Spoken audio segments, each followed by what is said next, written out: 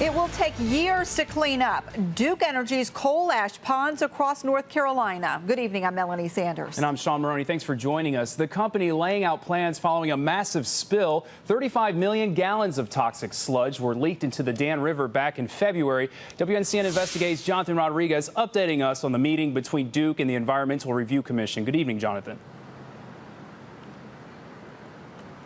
Well, Sean, there certainly are a lot of different opposing opinions when it comes to how should Duke Energy handle its coal ash. But after a 3-hour meeting here at the Legislative Office building, the consensus in the room was that North Carolina has quite a large problem on its hands when it comes to addressing these ash ponds. We're talking over 90 years of coal burning that has contributed to millions of tons of ash that we're now faced with. And the two big questions that remain are where is Duke Energy going to put it and who's going to pay for it? And during the meeting, the president of North Carolina Operations for Duke Energy said they will be closing down all of their ash ponds, but it's going to be done on a site-by-site basis, and they will have those plans by the end of the year. But when estimating costs, he says this could reach up to $10 billion for the company and could take up to 30 years, which critics say is way too long.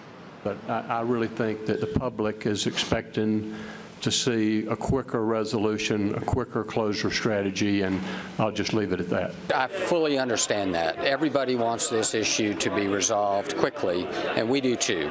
But to do it right, to do the required engineering just does take time.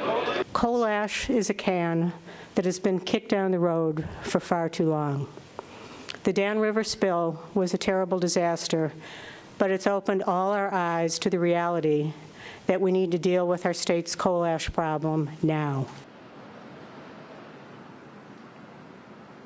Duke Energy says they basically have three options. They can move it to line landfills, they can leave it where it is, align it and cap it, or they can recycle it. And they said they are considering all three options, which leaves us with who is going to pay for all this. And ultimately, that will come down to a decision from the Utilities Commission. Guys, back to you.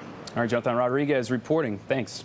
Governor Pat McCrory and his administration have been accused of being soft with Duke Energy in the wake of the coal ash spill. Before becoming governor, McCrory worked for Duke Energy for 29 years. And a new report from the National Institute on Money and State Politics shows Governor McCrory's campaign received $98,000 from Duke Energy between 2000 and 2012.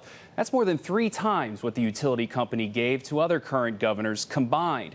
87% of the donations from executive officers at Duke went to McCrory's campaign. Shocking new details tonight about